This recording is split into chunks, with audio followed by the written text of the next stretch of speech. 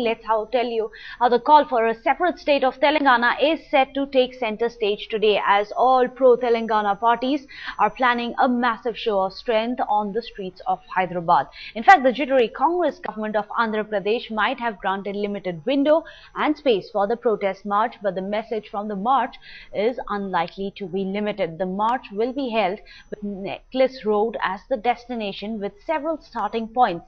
The main stage for political speeches will be at PV Cart, but another one for cultural artists has come up at People's Plaza. Well, the government's game plan is to prevent the pro-Telangana protests from spiraling out of control like last year. They also hope to limit the political impact at the centre, but given the growing mobilization of pro-Telangana forces and the looming general elections, it will be difficult for the centre to keep the matter pending for long. Congress can hardly afford to be on the wrong side of the electoral verdict on a very emotive subject. A number of meetings have taken place in Hyderabad involving thousands and lakhs of members. There was no violence at all. A major student meeting took place in 2010 January, I think, in which 3 to 4 lakh students participated. Absolutely peaceful. They all came in their own vehicles, participated in the meeting. Well, joining us with the latest is our correspondent Mridula Chanduri from Hyderabad. Well, Mridula, it seems the government is doing everything possible to try and scuttle this march. It has cancelled trains, it has limited the timings, it's done everything possible, it seems, to put hurdles in the way.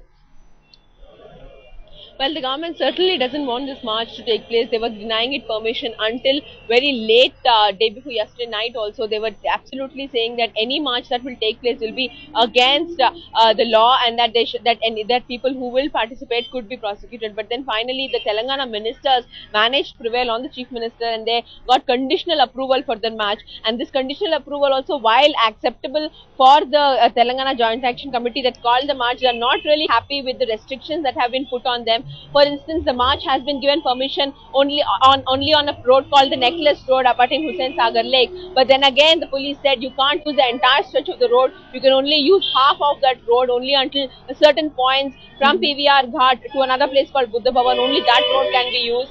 And they have put several restrictions on vehicles coming in from districts, that they need to be parked very far away, and people will have to walk from Secunderabad area towards Hussain Sagar Lake. And all these are something that the protesters are not really happy with, but they are adamant to take this march and make it a success.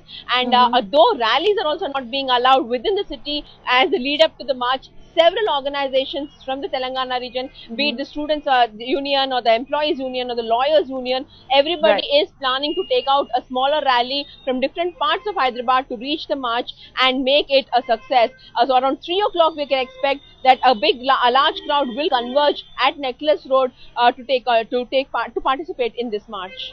So 3 o'clock is when this march begins, and Telangana is all set to take center stage again. We'll have to wait and see how long the state and the center governments manage to delay this entire process. Thank you, Mridula, for joining us with your inputs.